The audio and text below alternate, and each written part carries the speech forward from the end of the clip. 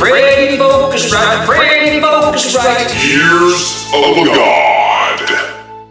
Hey, what's up fellow gearheads? Freddy Focusrite here. Today we're going to talk about the vintage console Amic Einstein. Zoom on in here and I'm going to go over the channel strips with you. One of the most exciting things about this console is it says it has 32 channels, but in all actuality it has 64 channels because we have two separate line-ins right here and we have two separate EQs. So while we only have 32 preamps, we can mix through 64 tracks going through the console and use the EQ up here that we use for the insert and preamp section, but also use the big fader EQ down here so we can sum up to 64 tracks in this beautiful vintage sounding console. Let's go up here and let's take a look at the preamp section. Alright, take a look at this right here. This is our preamp fader right here. It's going to give us our gain, our ultimate volume. This right here is our trim right here for our mic and line in. We can pan it right here. Let's say we're recording the stereo channel and we got it on 1 and 2 right here.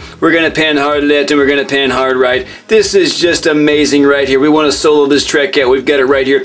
We've got our line in. Let's say we want to pad. We got a really hot microphone coming in here. We're going to pad it. And of course, if we're using phantom power, like a lot of condenser mics use, we're going to push that right here. This is awesome. We're going to bring us on down here and we're going to take a look at the big fader. The big fader is really cool too. This right here is going to give us our monitor section right here. If we're running in Pro Tools, what we'll be doing is we'll have this line right here up here going in, and we'll have the summing section coming out of the 192 or whatever converter you're using back in here so we can monitor what we're recording on channel 1, or if we're doing a stereo channel, it'll be the same thing. This is a wonderful, wonderful sounding console. The preamps sound incredible. Rupert Neve designed. Let's go over here and take a look at the center section. Alright, center section is not exactly an SSL. You know, we don't have our compressor, and we obviously don't have the summing capabilities and, you know, the finesse that an SSL will have, but it does a pretty good job of summing audio. We've got several different options here. We've got the near field monitors. We've got the main monitors right here.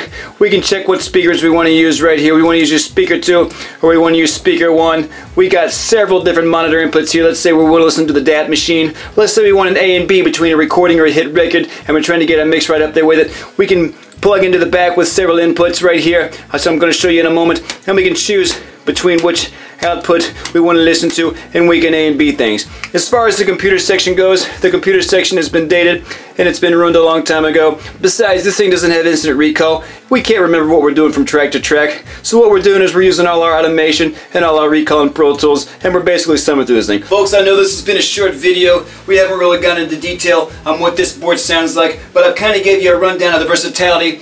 And these things are incredibly practical right now. You can find them on eBay. If you're lucky, you might find one on Craigslist. You get a great sounding vintage console for next to nothing that's got 64 usable channels. I'm telling you, it goes to you that mix in the box. You get something like this and it'll take your mixes to the new level. That's all I'm saying, ladies and gentlemen. Freddy Focusrite signing off. Keep the music for real.